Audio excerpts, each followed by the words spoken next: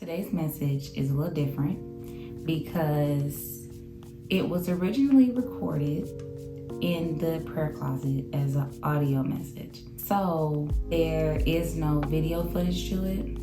I was going to go outside, record myself in nature and all that beautiful stuff, but my life don't allow for that right now. So I am in the office. My baby is in her bassinet and she's sleeping. We are going to push forward with this video. I pray that Yah hide me under the shadow of your wings, and let your people hear you and let them focus on you. I keep thinking we should just go black. You know what? We're going black. That baby is away. We're definitely going black. Welcome to Life with Yah, the Kayla Lawrence story. A little nervous, a little excited, but it's all good. It's all good. So all praise to the Most High because it's been a while. So I'm gonna jump right in because this episode is titled "Don't Die on Full," because Shorty has been filled up beyond the brim, and I have been filled up beyond the brim for as long as I can remember. But there were specific things that held me back that I want to address. And it's not necessarily this is the answer to the rest of your life's questions. But this is, let me tell you my business and my little dirt, so you can see how Yah is cleaning me up, reshaping my mind, renewing my expectations, giving me the courage and the boldness to do the things that He has called me to do, and prayerfully that encourages you to follow suit. So I want to read from 2 Chronicles 7, and specifically I'm going to read verse 11, because when I started this journey of deciding not to die on full, it was this verse that propelled everything. And this verse reads, "Thus Shelomoh, or Solomon, finished the house of Yah and the sovereign's house, and all that came into the heart of Shelomoh to do in the house of Yah and in his own house, he prosperously executed." The part that stuck out to me was that he prosperously executed. When I looked to see what that meant, it meant that he pushed forward in various senses. He broke out. He came mightily. Everything that he produced, it was good. It was profitable. And it wasn't just for his well-being. There are a few things in life you just can't shake. And what Yah revealed to me is that those things that you just can't shake, you can't shake it for a reason. Because before you were in your mother's womb, well, He already knew you and He set you apart. And there are specific things that He put within you that He designed for you to execute. And for me, that was writing, that was speaking, teaching, and if you know me, I'm always singing something. And the moments that I wasn't doing those things, I was not being who I actually am at my core. Yah speaks to me in very specific ways. And when He does that, I've always took note of it. I've always been able to interpret or articulate a specific thought that made people say, "Oh, she's wise beyond her years," or things like that. And, I took it with a grain of salt. There were a lot of things that people recognized in me that I didn't recognize within myself, that I didn't necessarily believe, that I would automatically discount for various reasons. Primarily fear. Fear of the unknown. Fear of rejection and what people would say if I actually stepped out and started to do the things that Yah has called me to do. If I actually stepped out and started to speak freely on things that Yah would have me to speak on. If I actually stepped out and did what was put within my heart and prosperously executed on what was put within my heart, I was afraid of what other people would have to say or how I would be perceived. Because of that, my identity, every moment that I abandoned what it was that Yah put in my heart, every moment that I forsook the desires, the passions, the things that made me me, and devoted my time to what someone else deemed important, my identity, who I was at the core, was being stripped away, was being picked at. I imagine right now in my head someone sculpting. And when someone is sculpting, you literally have the pick, and then you have like a mallet or a hammer or something, and they're just hitting it, bing, bing, bing. They're just hitting at the pick to make the mold of what it is they are trying to create. And what I didn't realize is that who I had given control of the pick and the mallet to mold who I was not Abba Yah. It was the spirit of fear. It was the fear of rejection, like I said earlier. It was every single thing that is not of Yah. I gave control to it.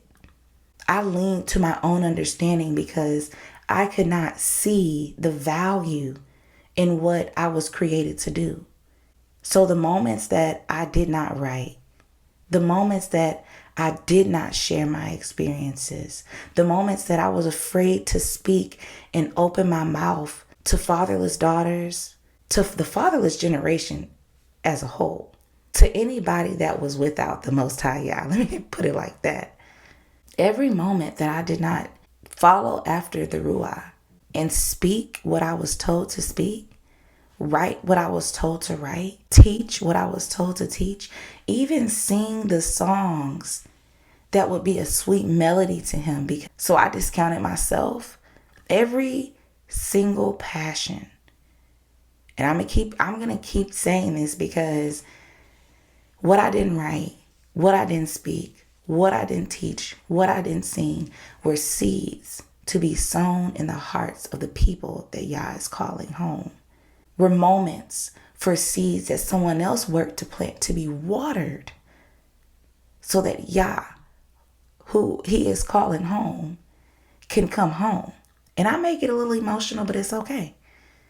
Because when I look back over the 10,139 days I've been on this earth, yeah, some of them I was learning how to walk and talk, and I didn't know my alphabets and my colors, and I was learning multiplication.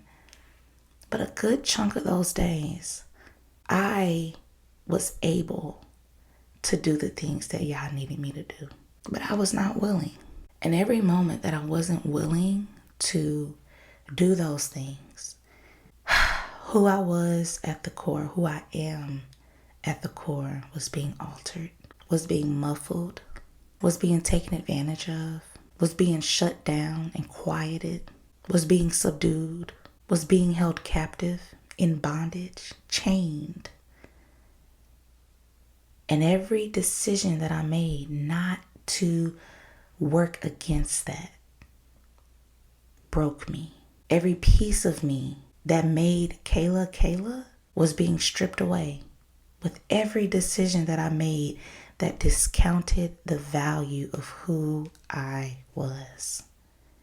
And it hurts. It hurts to sit and think about the time that has passed. It hurts to sit and think about the moments that you know you could have been devoting, we could have been devoting to the work that matters most to us.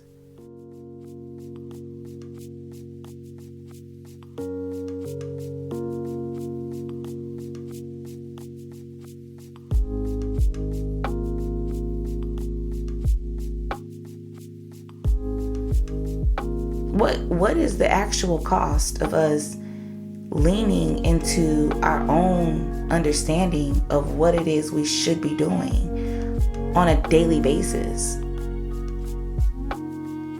if we are miserable from 9 to 5?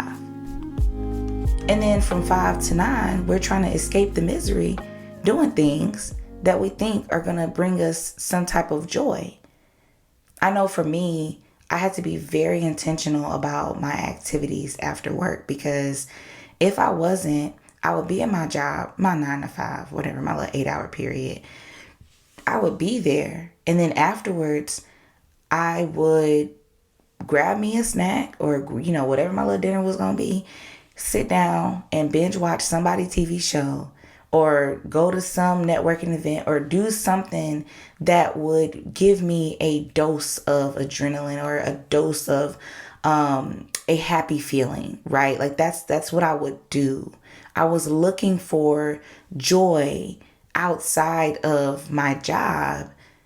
But when you spend 40 hours out of your week miserable, and then you spend the rest of those days either sleep or trying to do things that will bring you temporary joy, again, the cost spiritually, you are losing, my friend. You are losing. And every moment that you don't execute, every moment that we don't prosperously execute on the things that Yah has put in our hearts, that He has put in our minds, that He has given us, the thoughts, the creativity, the things that we see, or the conversations that we're having that spark an idea, but then we just put it to the back burner.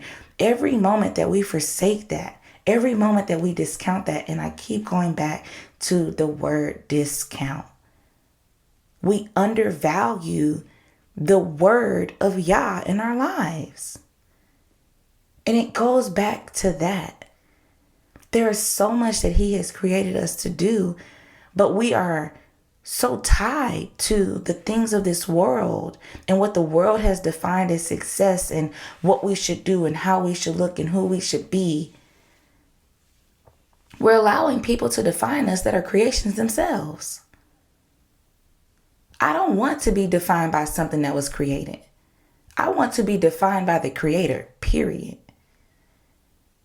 So sometimes you'll find that I get real soft and like reflective, and I have like this soft and like sorrowful voice because I'm just grieving and I'm thinking about how much we've lost, or the things that we've passed over or looked over. And then sometimes your girl gonna turn up, like, you know what I'm saying?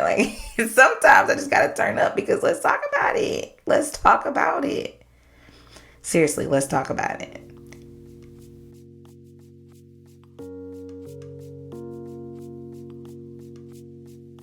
There is something that is causing you to be led away from the one who made you the way that He made you. There is something. And I'm not here to actually tell you what that thing is. That will require some introspection. That will require you to find quiet time with your Creator and seek that answer. I'm not here to tell you how to not die on full. I can't tell you where you should be going or where you should focus your attentions. But what I can tell you is the why. And I can also tell you the when.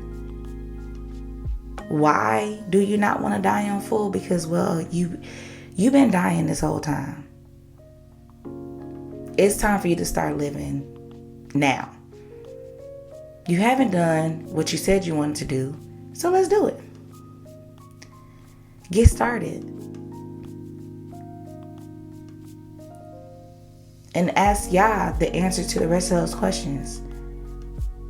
Ask Him what He needs you to be doing, how He wants you to do it, when it needs to be done, where it needs to be done, who it needs to be done for, what exactly it is.